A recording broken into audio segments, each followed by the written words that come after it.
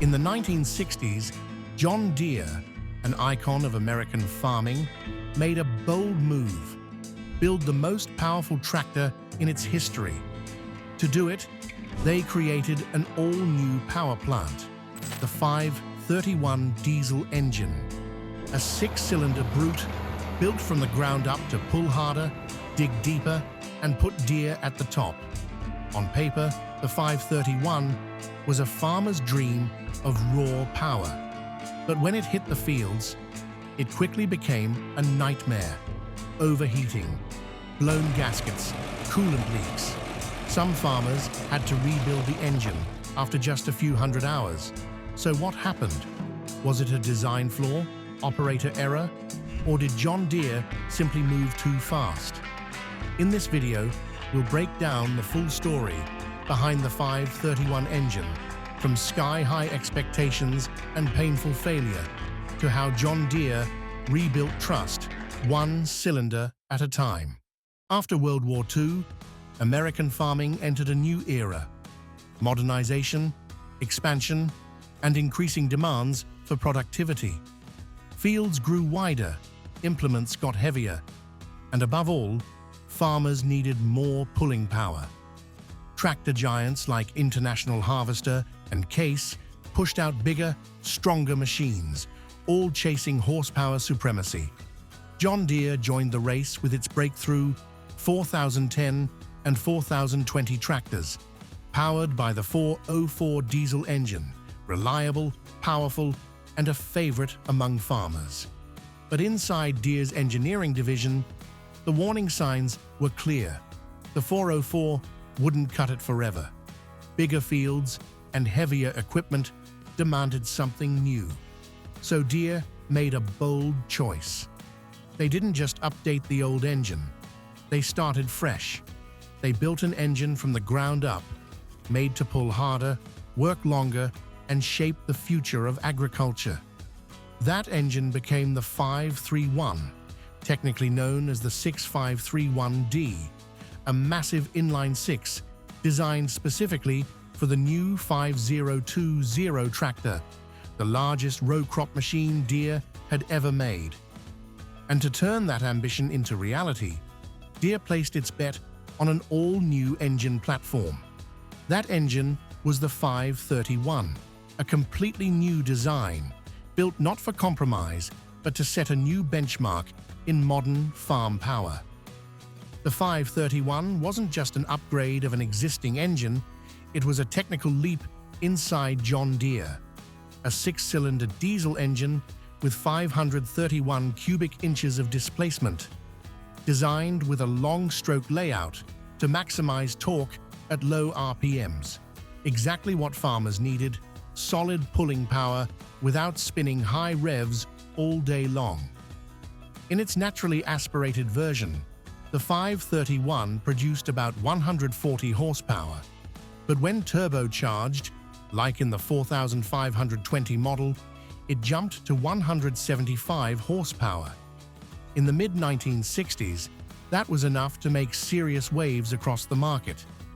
Deere also chose wet sleeve cylinders, meaning the liners sat directly in the engine block with coolant flowing around them. The benefit? Easier overhauls. Just replace the sleeves instead of reboring the block. Add to that direct fuel injection, which gave better fuel economy and easier cold starts. On paper, the 531 was loaded with cutting-edge features, but even with all its advanced features, the 531 was about to face its real test. Not in the lab, but in the dirt. And just as Deere had hoped, when the 531 first launched, things looked promising. The 5020 sold well. Farmers praised the engine's strong, steady pull, and John Deere believed it had a new ace up its sleeve. But soon after the tractors hit real-world workloads, issues began to surface. Quietly at first, then louder and more widespread.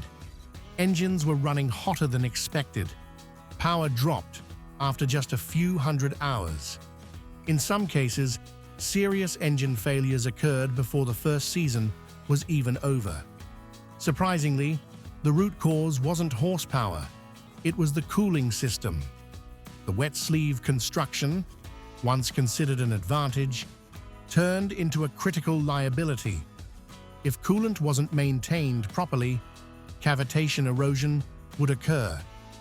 Tiny vapor bubbles inside the engine would violently collapse, eating away at the sleeve walls from within. Eventually, pinholes formed, allowing coolant to leak into the combustion chamber or oil system. To make matters worse, the 531's cooling system had very little margin for error. The radiators and water pumps were just enough for ideal conditions. But under heavy loads and hot summer days, even a small issue could push the engine to its limit and beyond. But when John Deere pushed for even more performance with a turbocharged version, the engine's limits began to crack. And that's when the turbocharged 4520 rolled into the fields and began exposing every weak point the 531 had been hiding. Turbocharging boosted power, yes, but it also raised internal pressure and heat to dangerous levels. While powerful on paper, the 531 simply wasn't reinforced enough to handle the extra stress over time. Cylinder heads were the first to give way. Under intense pressure, they began to crack. In many cases, head gaskets blew even before the heads failed. But the problem didn't stop there. Turbo pressure pushed downward into the engine block, and early 531 castings weren't thick enough to resist. The result? Block distortion, coolant leaks, crank misalignment, and in rare cases, total engine failure. Even the fuel system wasn't spared. The high-pressure mechanical injection pump was sensitive. If timing drifted even slightly, it led to uneven combustion, hot spots, and accelerated wear. Add in the poor diesel fuel quality common in rural America, and things only got worse. Soon, the issues weren't just confined to technical reports or engineering memos. They were out in the fields, inside every repair shop, and echoing through conversations between farmers across the heartland. Facing a growing wave of customer frustration, John Deere had no choice but to act, swiftly and decisively. The company knew its century-long reputation could unravel in just a few harvests if they didn't respond fast. The first move was to distribute coolant filter kits across its dealer network. These were designed to reduce cavitation erosion, the hidden culprit behind sleeve failure. At the same time, Deere issued internal service bulletins, helping mechanics recognize early signs and follow proper repair procedures. Later versions of the 531 saw quiet updates, thicker cylinder heads, higher capacity water pumps, and reinforced block castings. In some cases, Deere authorized free or discounted rebuilds, even after official warranties had expired. The company didn't announce these fixes publicly, but their intent was loud and clear. What made the biggest difference, though, was the role of local dealers. They often installed coolant filters for free, made house calls, and even rebuilt engines overnight to save a planting season. It wasn't just about service, it was about trust. Still, no matter how many improvements were made, Deere's engineers had to admit one hard truth. The 531 had been engineered too close to the edge, and when real-world conditions pushed beyond those limits, things began to break. A farmer in Iowa recalled his 4,520 losing power during deep tillage. A mechanic discovered coolant had eaten through the cylinder sleeve wall and leaked into the oil pan. The engine needed a full rebuild, less than 2 years after purchase. Another farmer in Nebraska said he heard from a neighbor about cavitation issues and decided to install a coolant filter himself, long before Deere officially recommended it. That choice may have saved his 5020 from early failure. Down in Texas, one dealer kept a spare 531 short block on standby in the shop, ready to swap in overnight if needed. One year, they replaced a block at midnight just so a customer could get back in the field by morning. In Illinois, a frustrated owner blew 2 head gaskets, then manually reduced fuel delivery to ease stress on the engine. It lost power, sure, but it limped through planting season. Some never returned to John Deere. Others stayed, not because the engine was perfect, but because their local dealer didn't walk away.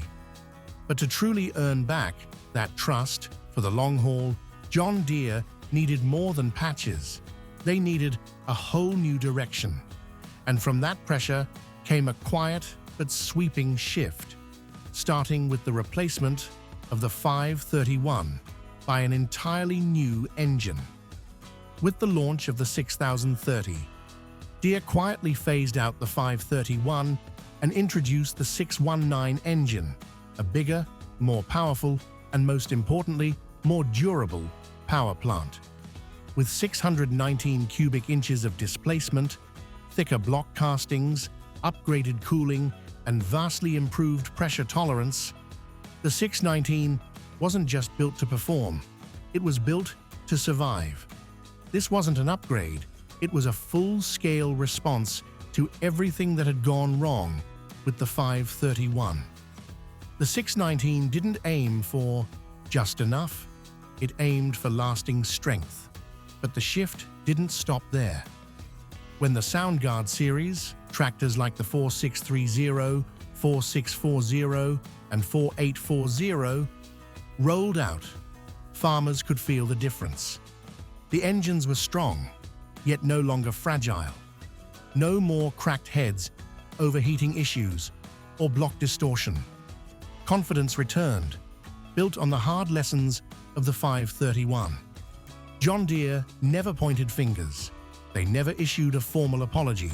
But every tractor that came after the 531 was a quiet act of redemption and a loud promise to do better. In the end, the 531 left behind more than a list of mechanical failures. It became a hard-earned lesson, not just for John Deere, but for the entire American ag engineering world. After the 531 debacle, Deere's product development culture changed. Future engines weren't just tested in labs, they had to endure field trials under heavy loads, high heat, and long operational cycles. Deere had learned the hard way. Real-world stress can't be simulated on a spec sheet. The company also began to prioritize durability over raw output. Engines were overbuilt, cooling systems beefed up, and validation became stricter than ever. These philosophies helped Deere's tractors dominate the 1970s and 80s, not because they were the most powerful, but because they were the ones that kept going. The 531's failure even shaped Deere's industrial division. Scrapers, loaders, and generators started getting the same overbuilt mindset as standard practice. In the end, mistakes don't always break a brand. Sometimes they're what save it, if the company learns how to rebuild stronger. The 531 wasn't a total disaster, but it failed just enough to force John Deere to change, not just its engineering, but its attitude toward listening to farmers. Those failures paved the way for a tougher, more grounded, and more loyal Deere. And if you still see 70s and 80s John Deere machines working hard in the fields today, you can thank the hard lessons of the 531. No machine is perfect, but some machines, by stumbling, teach an entire generation of engineers how to get it right the next time. What about you? Did you ever run a 5020, 4520, or a 531 powered machine? Or hear stories from someone who did? Share your story in the comments, because real-world memories are what truly shape mechanical history. If you enjoyed this video, hit like, subscribe to the channel, and share it with your fellow ag gear enthusiasts. We've got more strange, powerful, and sometimes controversial engine stories coming your way soon.